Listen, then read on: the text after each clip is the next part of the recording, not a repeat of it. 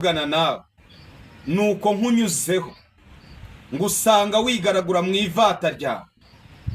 Ndavuga ngo nubwo uri mu ivata ryawe ubeho, akira kubaho mu izina rya Yesu. Baho, baho, Imana iravuze ngo baho. Jambo ry'Imana kandi riratubwira nanone rikavuga ngo ni Imana yita ku gusenga kw'abatagira shinge na rugero, idasuzuguye gusenga kwabo. Birashoboka ko nta shingiro ufite ry'ubuzima, birashoboka rwose amaso yawe, amaso y'abantu iyo arebye akitegereza abona weho utari uwo kubaho.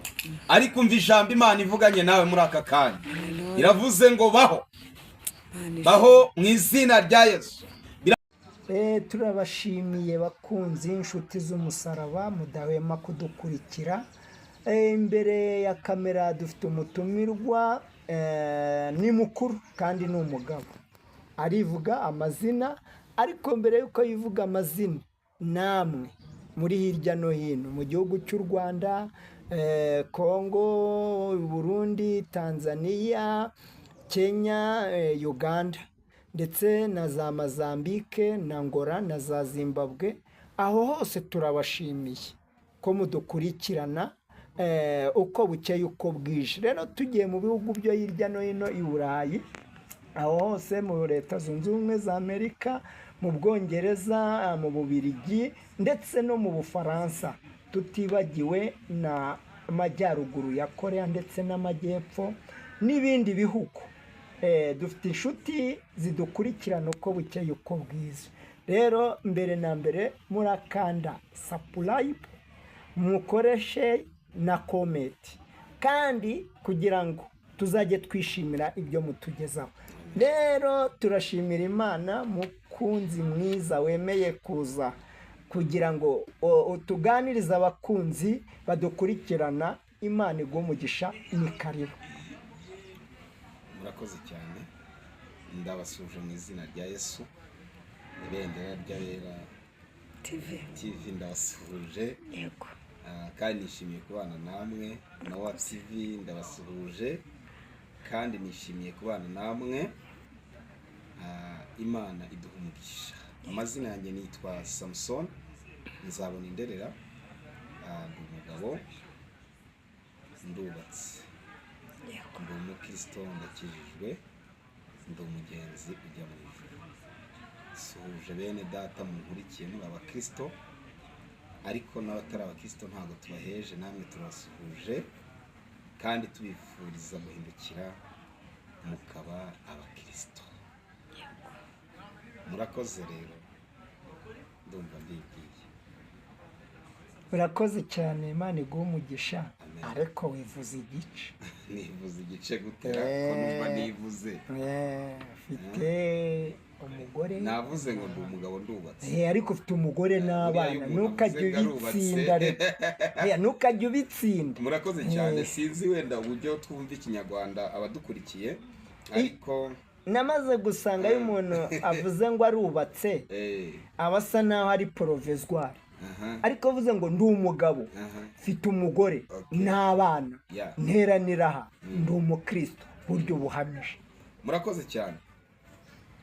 Ntabwo naje kwamamaza amadini cyangwa amatorero. Icyo nabatangariza cyo nuko ndi umukristo. Icya kabiri, ndubatse, mfite umugore, kandi Imana yaduhaye n'umugisha iduha urubyaro. Ndumva mbibwiye rero, Imana iduhaye umugisha. Ndi umukristo, ndakijijwe. Nitangira ubuhamya.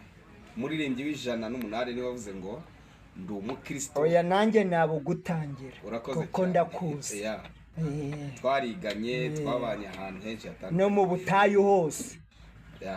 Ariko icyo nabwira abantu badukurikiye, ibendera y'Abera TV ndetse na Nowa TV, TV1, yes, nuko nishimiye kubana namwe, kandi uyu munsi ndumva turagirana ibihe byiza kuko nabazaniye ubutumwa. Hari ubutumwa Imana yampaye nabazaniye. amen. Murakoze cyane. Amen. n'umuhanuzi ntagenda atabahanurira. Ndumva uri kuvuga byinshi cyane. Okay, ndi n'umuhanzi uzwi ku izina ryitwa Bigiye Gusobanuka. Haleluya. Bigiye gusobanuka, bigiye gusobanuka, ibyari bihishwe mu maso y'abantu, dore iraje kubisobanura. Dore bagufasheho ijambo, irabareka baravuga, kandi bakubariye iminsi iricecekera, irabareka baravuga ndetse baraniyongeza, ariko noneho dore iraje kubambura ijambo kandi ije kubirangiza, na nyuma ya Zeri irakora. Uwiteka nagutabara bose bazabimenya, azamamaza inkuru zawe no mu batakuzi, aho waburiye ijambo uzahafatira ijambo, uzitwa izina rishya kuko uzaba uvuye ku cyavu, uzajya ugenda uririmba uvuga uti na nyuma ya Zeri irakora. Nitwa Bigiye Gusobanuka, ndi umuhanzi. Murakoze cyane. Bigiye gusobanuka. Ubwo umuntu unkurikiye cyangwa unteze amatwi muri aka kanya n'ubuhanuzi, hari ibintu Imana ije gusobanura ku buzima bwawe. Birashoboka ko bimaze igihe kinini cyane bisobanye nta shusho, ariko Imana ije kubiha ishusho, ije kubiha ishusho. Murakoze cyane. Amen. Amen. Rero urasenga Imana, ukomeza no kubwira abakunzi b'umusaraba icyo Imana yashyize ku mutima wawe. Murakoze. Amen. Turagushimye Mana kubw'uyu mwanya mwiza uduhaye kugira ngo tubane n'ubwoko bwawe, kandi tubashe kubaha icyo waduhaye kubaha. Tugusabye kubana natwe, kandi icyo wagambiriye guha ubwoko bwawe nyemerera kibagirire umumaro. Urakoze, tubisabye twizeye ku bwa Yesu Kristo umwami wacu. Amen. Reka turebe ijambo ry'Imana dusanga mu gitabo cya Ezekiyeli igice cyaho, Ezekiyeli igice cyaho cya gatandatu, Ezekiyeli gatandatu, dushatse twasoma umurongo waho wa 16. Ndumva Ezekiyeli igice cyaho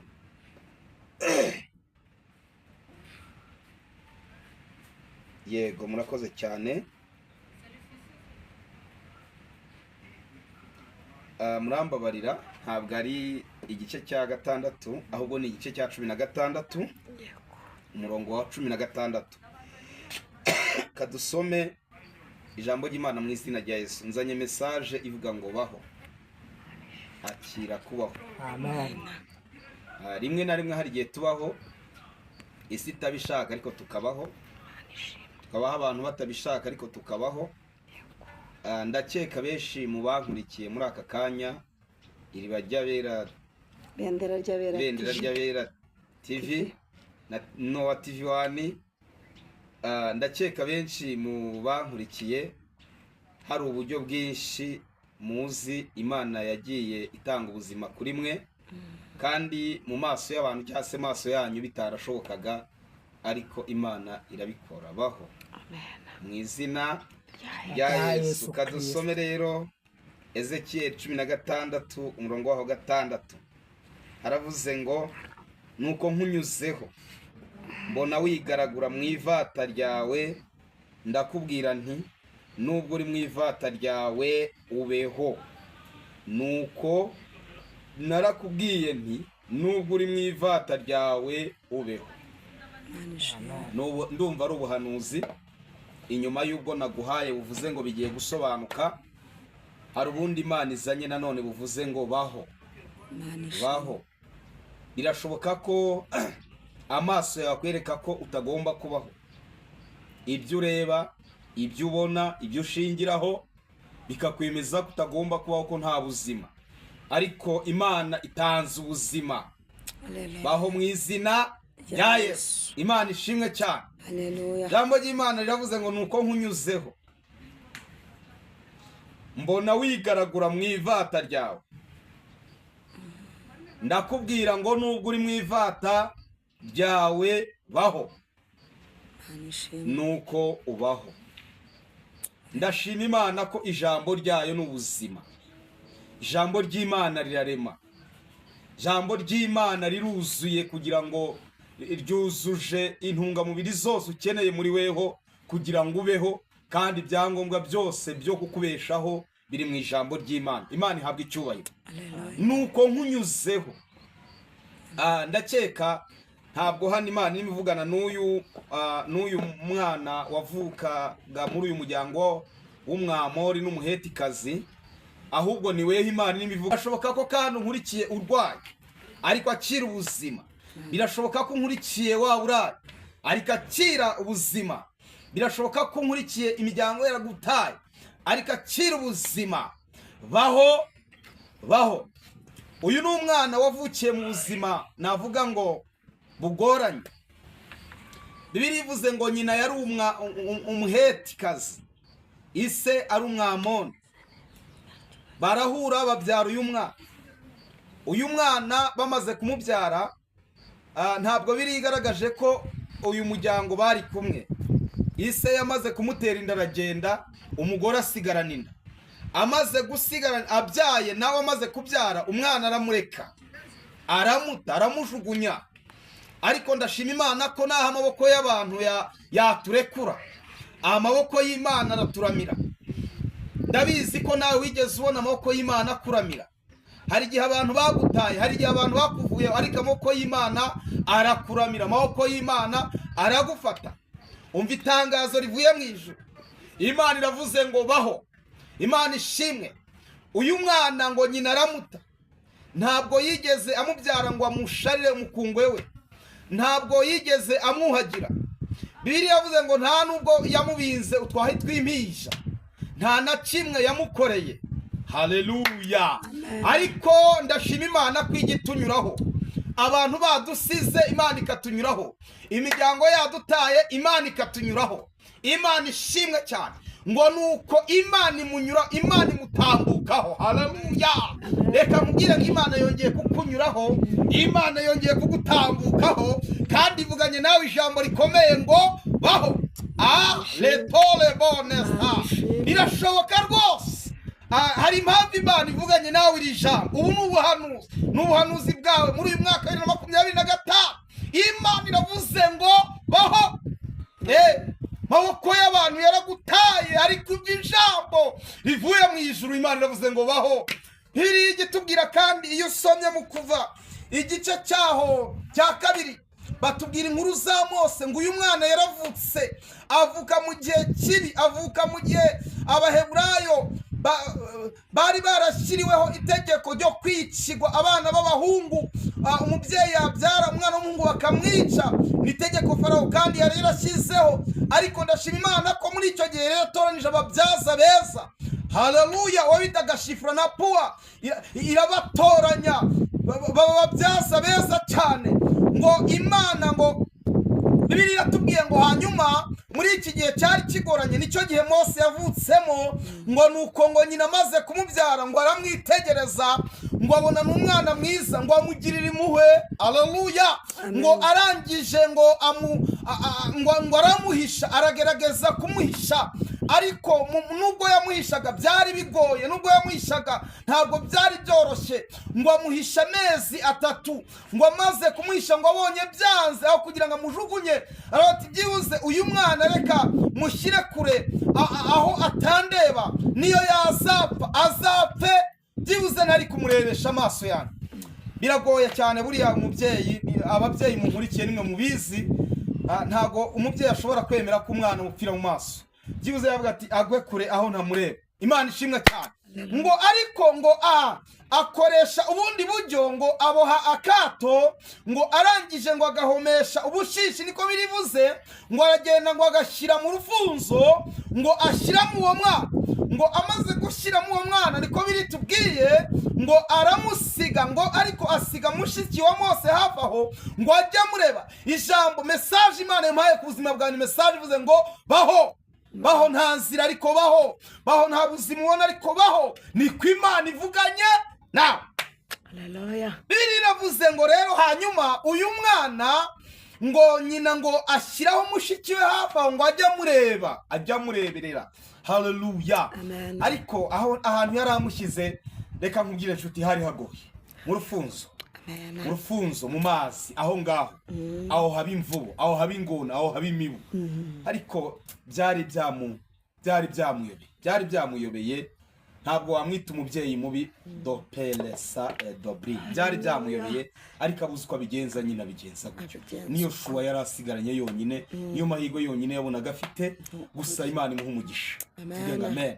Kandi mbonereho no kukubwira ngo Imana irinde ijambo yavuze. Imana irinde ijambo yavuze ikarisohoza. Hari abantu bankurikiye baravuganye n'Imana. Amen. Turashima Imana yavuganye natwe ikagisohoza amasezerano yaduhaye. Yesu we, ntacyo nagushinze. Imana yajyaga imbwira ngo izanyubakira, ngo izantuza umujyi wa Kigali, ngo izankora ubukwe. Nkumva nta shusho, nkumva ntibishoboka. Ariko ndashima Imana yarabukoze kandi bwiza. Ugiye kuri YouTube yanjye yitwa Bigiye Gusobanuka, ushobora kureba ukabukurikira. Nuko bwiza cyane, Imana yarabukoze. Tuvuge ngo amen. Hanyuma rero Bibiri iravuze ngo amushyiraho ngaho, ariko mushiki we ngo amuha hafi akajya mureba. Ngo igihe kigeze ngo Imana iteza umukobwa wa Farawo kuza koga muri uru ruzi. Ngo akihagera ngo abona ngo akato ngo keza, ariko ngo atuma abagaragu be ngo nibakamuzane. Bibiri yavuze ngo bakazanye ngo apfunduye ngo asanga ari mu mwana mwiza, ngo umwana mwitegereje ngo abona n'umuheburayo, ngo umwana nawe akimukubita amaso ngo ararira. Reka mbabwire, uyu mwana wakibaza impamvu atari yarize mbere akarira ageze muri ibi biganza by'umukobwa wa Farawo. Nuko yaramenye ko ibiganza atari byo kumwica, ari byo kumubeshaho. Yarabonye ibiganza aririramo. Imana iguhe aho uririra, iguhe umuntu waririraho byibuza akaguhoza. Imana ishimwe cyane ko ararira.